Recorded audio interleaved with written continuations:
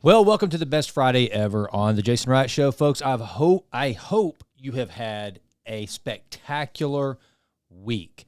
It has been a crazy busy week over here at Texas Titan Media and the Jason Wright Show. And I just want to say to all of you who are continuing to increase the downloads every single day, week, and month, thank you for sticking with me as I continue to experiment with the show and do different things.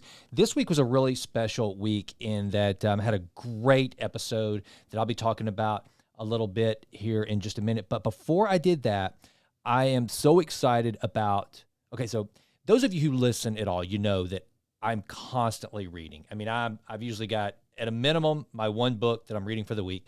And then I'm always going to have at least two or three kind of lying around that what I'm trying to do is train myself that anytime I want to reach for my phone and check social media or something like that, instead reach for a book, to the extent that I even keep a book in the car now. And I highly encourage you to do that. Always have a book on hand at the ready so that when you find yourself in those moments of in a waiting room, like going to the oil change or something like that, is just an absolute beatdown for me. And the main reason why is because I cannot stand just having that wasted time. However, and that's why most people, you go to a waiting room at the dentist, getting your oil changed, whatever the case may be, and everybody's sitting there just staring at their phones. And I'm just thinking to myself, and some of them might be reading books on their phone, and God bless them. And I do think that there's something to that. But here's the thing with that. All right, here's a little tip from old Uncle Jason. So I have my Kindle and my ebooks as well as Audible on my phone. But watch yourself. Watch how many times you go in with the best of intentions and you think, all right, I'm going to read this book or an article on my phone. The next time you do that, just count to see how many seconds it takes you to actually get to the book or article or whatever it was you were going to actually read on your phone. Here's the reason why. It's because you've got your social media sitting there tapping at your brain saying, hey, check me first. And then before you know it, you're down some rabbit trail that you can't get off of. And so it's just this black hole, this abyss that you might fall into. So that's why I suggest, and one of the things that's worked really well for me, is to carry a physical book with you. And the most recent book that I have read is this one, The Comfort Crisis by Michael Easter. This was recommended to me by someone you're going to hear from here in just a minute on the show. Peter Attia has been talking about this book as though it is like one of the best books that he has read in the last, maybe year for sure, and probably longer than that. And I can see why. And one of the things it talks about, and it reiterates something that I have talked about a great deal, and it is this: our bodies, our ancestral beings, that is our body and our mind, was not made for this habitat. So what do I mean by that? We all live in a world of pretty much 72-degree air-conditioned air. We don't have to hunt for our food. Because we don't have to hunt for our food, we don't have to drag our food back home to the cave or to the house. We don't exert a lot of energy. In fact, we're getting to the point where the least amount of discomfort causes us great consternation, anxiety, pain, and it's not good. This is not helping us. We are becoming a very fragile animal. And that's what this book, very appropriately named The Comfort Crisis, deals with. And Michael Easter, he's documenting, I haven't gotten through the whole thing yet, but basically he's documenting his time out in the wilderness where he's going to go put himself through some very, very challenging times. And so I'm reading this book, and then this morning I was listening to the book while I was riding my Peloton, called Peak Performance. And it wasn't that I was trying to stack these two as having a commonality, but there was something that really stuck with me from that book, and that was is that with regard to improvement, reaching peak performance, getting better, okay, resistance is something that resistance will make you stronger. However, complication and complexity and struggle will develop skills. And so this idea of getting uncomfortable and doing things that will really challenge you, things physically, mentally. And in the Comfort Crisis, it really talks about physical discomfort and how important that is. It's not enough though just to have that resistance. Okay, so like take your body, for example, when we lift weights. Okay, the first portion of that is the resistance. Resistance training is absolutely necessary for overall longevity and good health, right? But it's not just the pushing, it's not just the resistance, it's the struggle that's going to actually bring the strength, right? That's what's going to make you better and stronger, is the actual struggling through getting through the reps. The initial resistance, that's going to help, right? That's going to get you started, but you've got to go through some struggle to get conditioned to deal with tough and difficult circumstances. And this book, it really does a great job of talking about not only how badly we need resistance and challenge and discomfort, but also it makes you aware of where we are as a society. And it's a good thing. So don't get me wrong. It is a blessing that we have, thank God we are able to choose to go put ourselves in discomfort, as opposed to not having to live in these places in the Serengeti or somewhere like that, or out in the outback of Australia, where there's just the most venomous snakes in the world, pounding heat all the time, not a lot of water, and that's what we have to survive in those conditions. Thank God we don't have to do that anymore. But nevertheless, to live a longer and more robust life, we have got to get ourselves a little more uncomfortable. So I just wanted to, that was one of the things I wanted to bring up, is that this book, The Comfort Crisis, I think is a great book that everyone should consider reading right now. Okay, now let's get into this week's episode of the Jason Wright Show that is running. So as you know, this is the best Friday ever. And if you just happen to stumble upon this, or if you're new to the show and you just started listening to the interview shows and now you find yourself on a Friday listening to the BFE, here's what this is. This is just kind of like my little end cap of the week. And it's kind of a free-for-all. Sometimes I'll come on and I'll just do like several little segments on health and wellness, that's pretty much always going to be a part of it. I always try to bring you something at the end of the week to take into the weekend to think about and to ponder on, and maybe make some tweaks to your own daily protocol, whatever. But this is just kind of how I wrap up the week.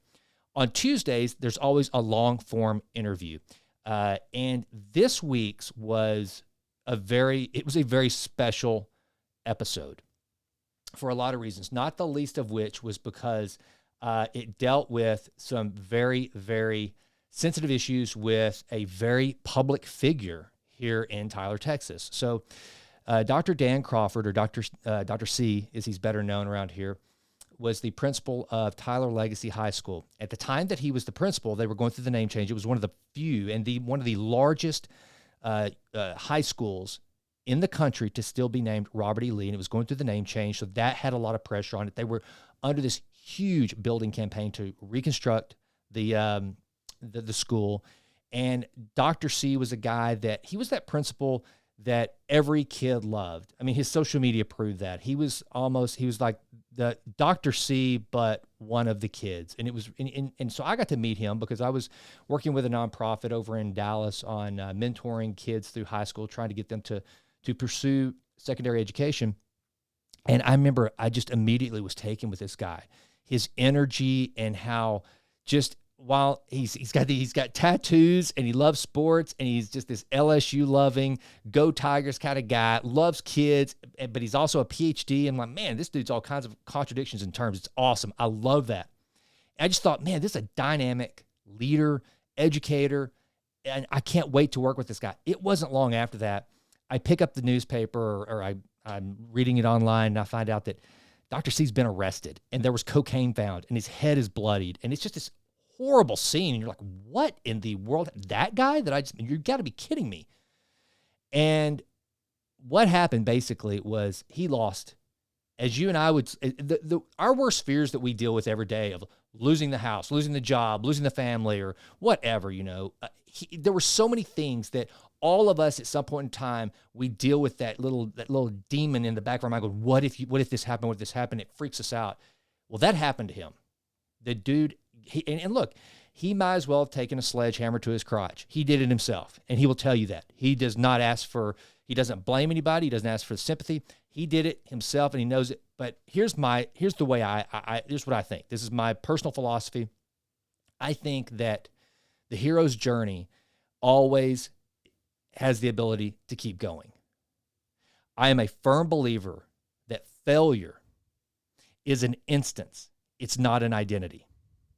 I also believe that I don't care how far you get knocked down. There's always the possibility of coming back each and every time. Society doesn't determine that. Your friends, your peers, your bosses, none of that determines it. Only you determine whether or not you're willing to get up, dust yourself off, and come back. And, one of my favorite quotes, I think I mentioned it in the interview this week with Dan, is that Dale Carnegie once said, "Every day is a new life for a wise man." It's interesting. We so much of our lives, we live in this fantasy we call the future. It's not even here, so it's not real. If it's not here, it's not real. Or we live in the past. It's gone. It's done. It's not coming back. This is July 22nd, 2022, and this is the only July 22nd, 2022 that will ever happen. It's gone. The beginning of this podcast, I recorded it. I can look at it again, but the reality of it is gone. It has vanished like a vapor. Gone. The only thing that's real is right here, right now, you and I listening right now in this moment, whatever you're doing. And when we can start to grasp that each and every moment exists the ability for us to choose a new path, a different path, a better path, irregardless of whatever circumstances we found ourselves in. There is always the ability to stop and say, today is a new life. Today is a new life. And that is exactly what Dan Crawford has done. And I wanted to bring this episode to you guys in this conversation because I gotta believe that there is someone within an earshot of my voice that you think you are down so freaking low, that your reputation is so damaged, that you have just committed irreparable damage to your life, to your family, to yourself, to your friends. There's someone out there that's going to get this. They're going to listen to this, and to that person, I wanted this episode to remind you in real time, a guy that's climbing out of the valley right now, that it's never too late, and there's always that opportunity before you. It's like Winston Churchill used to say, if you're walking through hell, keep walking, right? Just keep walking. Just keep going. And so with that, here is a little clip from my conversation with Dr. C. I hope you will check out the full interview. It's well worth it. It has been one of the, and Dan, I know you're probably listening to this, just so you know, brother, so far, it's probably going to end up, we're almost halfway through the year. I guess we are halfway through the year. And it is definitely going to be one of the top downloaded episodes. So there are people hearing your story. And I hope more than anything, they're hearing a story of hope for their own lives. So anyway, here's a little bit of that. I have. And so with that, I want to share a little bit. That was kind of the personal side of it. Now let's transition to the professional a little bit. Yep. And then those two together will kind of solidify how I'm coping with that. Okay. That night, $148,358. That's the amount of annual revenue and income gone. Yeah. Providing for my family. And, as well as I do, everybody knew about it. I don't hold any resentment to anyone about not hiring me or not looking at even any type job. And so there's two people that came into my life because we need people in our lives that understand this. I love how you brought up the human condition because, yes, this was a substance I was dealing with, but honestly, I had a mental health episode that happened that night. And I don't look like a guy. So many people think it happens because of lower class, race, ethnicity, age in life. They want to think it's categorized, and it's not. And so I went back and looked because I had plenty of free time on my hand for about 6 weeks. And I had a instance every single month, Jason, that if I would have woken up and said, oh, yeah, that could have been really bad, let's make some changes. I was able to identify something each of those months, 15 months before. I hope you will check out that episode with Dr. C. And look, here's the deal. These are the stories I want to bring to you on the Jason Wright Show. Look, the motto is improve always in all ways, right? The whole idea for this show, for the things I'm developing with regard to my training courses, my online courses in the Vitruvian Lab, and that I usually talk about in the Vitruvian Letter, my newsletter, it's this idea of improving always and always, getting 1% better each and every day, right? And whenever I see a story like that, that to me is as meaningful as anything I can bring to this audience about improving always, making sure that it's not just about physical strength and eating right and reading a bunch of books. Sometimes that improvement means getting out, and what we didn't show in that clip there that you can learn from the full episode is that right now, Dr. C is a security guard with a PhD for a drilling company. And I'll tell you this, though, as Paul Harvey says, the rest of the story, there is a rest of the story being written. Good things are happening for Dr. C. And I know there are a lot of people that probably think, in this town, I haven't heard this, but, and that's okay. There's probably people that go, what the hell, Jason? Why in the world would you ever put someone that did that on your show? And the reason why is because that is something that most any of us, it may look differently, but most any of us, it could happen to. And it could happen to any of us. It just might look different. It's reality. And if it helps somebody else improve in their struggles, in their life, whatever, then that's why. And so I love it. And listen to me. If you are dealing with some of this stuff and you need help and you don't know where to turn to, go to jasonrightnow.com. Just shoot me a message. Okay? Go find me on Instagram, DM me. And I will do my part to try to help you plug in with a support network that can help you get through these struggles, all right? That's what I want to do. Listen, this show, I'm never going to get rich and famous off the Jason Wright Show. That's not what this is about. I will not be Joe Rogan. That's not who I'm going to be as a result of the Jason Wright Show, okay? That's not why I created this show. This show is to sharpen my sword. It forces me to learn and execute and be a better version of myself each and every day so I can come on here and live up to the standards that I talk about on this show. That's what I want to do. I want to create something that it's like this kind of an accountability thing. So there's that first and foremost. But also this platform that I've developed that is now reaching literally thousands and thousands of people, and it's so humbling that that's happening. It's not about me.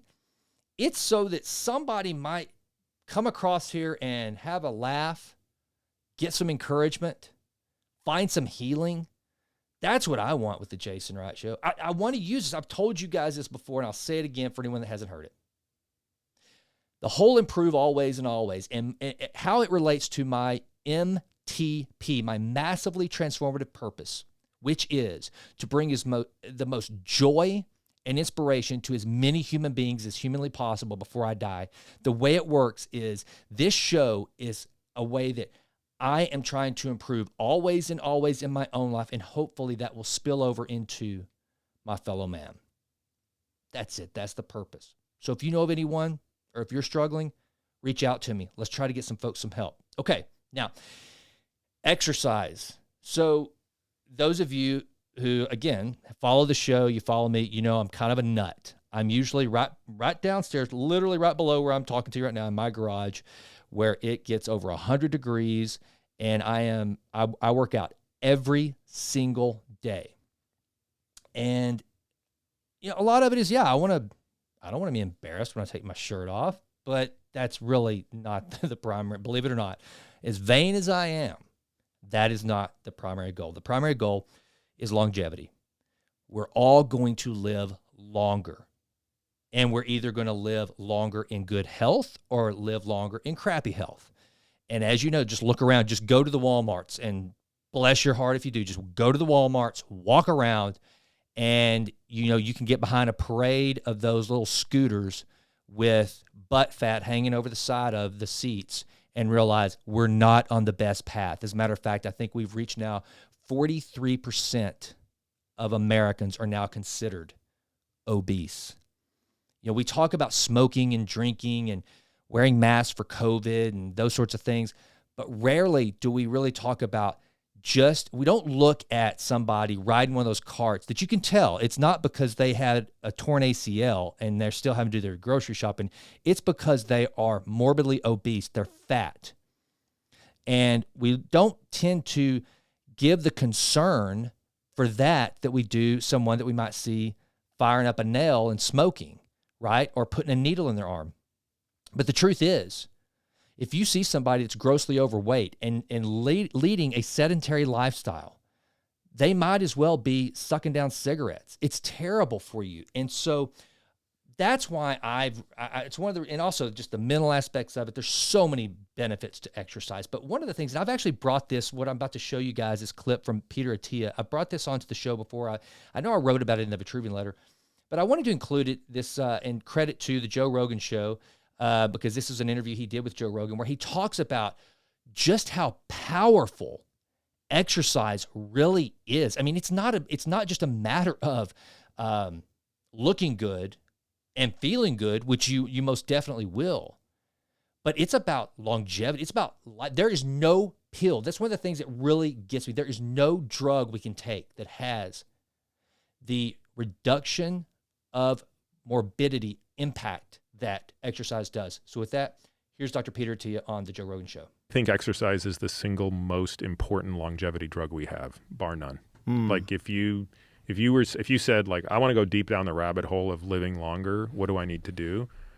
It's like a super well-crafted exercise program that is geared towards strength, muscle mass, and cardiorespiratory fitness. So it's all of the above. It's not just one. Right. So the hazard ratios for each of these are pretty interesting. This has become like, each year I try to bring one new focus into our practice, and the past 12 months, the focus has been entirely around taking exercise to a new level in terms of our understanding of how to fine-tune it.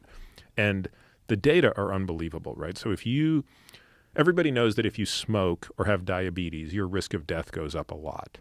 But your risk of death from having high cardiorespiratory fitness goes down by much more than your risk of death goes up from smoking or diabetes. So smoking and diabetes will double or triple your risk of death, depending on the time frame you're looking at. Having very high cardiorespiratory fitness, so having a VO2 max that is elite, we would define that as the top 2.5% of the population, compared to below average, is a 5-fold reduction in all-cause mortality, death from any kind. I mean, that's astounding. That's crazy. A 5x reduction in morbidity of any kind, just by exercising. I mean, to me, I can't help but be blown away by that crazy stat. So the lesson is this, and here is the good news, folks. Here's the great news for you. And again, I've been at this for now, I mean, seriously, watching my health as a young athlete and a college athlete. I mean, we're talking, good grief, starting really gung-ho, 15 years old, 16 years old. I'm old. So over 30 years now, over 3 decades, and I've done it all. I've been the meathead. I've done CrossFit. I've done high cardio. I've done, you name it, I've done it.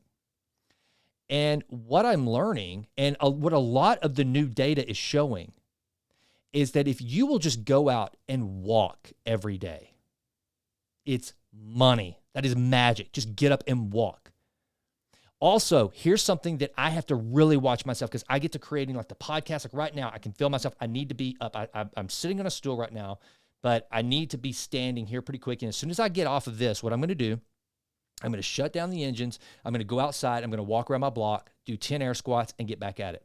You know, don't think that because you do a 2-mile walk during the day that means that you're done, that all's good. Or if you're one of these people that work out early in the morning and then you just live your life the rest of the day. you have to keep your body up and moving throughout the day. So here's what I suggest you do. This is so easy. First of all, if you know you're about to do some deep work, that if you're going to sit at your desk and you're going to be there for at least an hour, you know you're about to dive in and you could sit there until it's time to punch out for the day. Set a timer for 15, 20 minutes. When the timer goes off, get up, do some air squats, move around. Even if you don't jump, just stand up and wave your arms as though you're miming a jumping jack. Do something. Walk around your office. Don't let the fact that it's not a quote-unquote workout, that you're not going to the gym, you're not changing clothes, keep you from exercising. Remember, going back to the early in this conversation, talking about what our bodies were designed for. Our bodies were not designed to sit for long, extended periods of time. There was a time where that was just absolutely unheard of. We were constantly on the move. Our bodies were made to be constantly on the move. And so take the time to go for a walk each and every day. Do some air squats. And this is one of the things, too, that I've learned doing all this research is the importance of being able to, and it's going to sound so simple, and the simplicity of it's one of the reasons why I don't think many of us listen to it is, but just being able to get up and down out of a chair. So if all you do is every 15 minutes, you stand up, sit down, stand up, sit down, stand up, sit down. That little bit of that micro exercise will have such a profound impact on your life when you get into your 70s, your 80s, your 90s. And those of you who might be listening that are in one of those decade ranges, I guarantee you can attest to that. I heard an amazing quote, and for those of you who refuse to do any form of exercise whatsoever, I heard an amazing quote this week that was from Jim Rohn. One of my buddies shared this with me, and I love Jim Rohn. I'd never heard this one though. He said, I think it was, I love to give credit where credit's due to everybody. And I think it was John Landis that told me this. I don't remember. And whoever, if you're listening and you're the one that shared the quote with me, I'm sorry if it wasn't Landis. But it was this: an ounce of discipline is worth a pound of regret. Okay, I'm going to say it again. An ounce of discipline, or rather, the pain of discipline is an ounce, whereas the pain of regret is worth a pound, or maybe it was a ton. The point being this: yes, maintaining discipline can be a little painful. Going for those walks, doing the exercise, but it's like a pound of pain. And if you're not willing to have that pound of pain over the long haul, eventually the ton of regret, it's coming, it's waiting.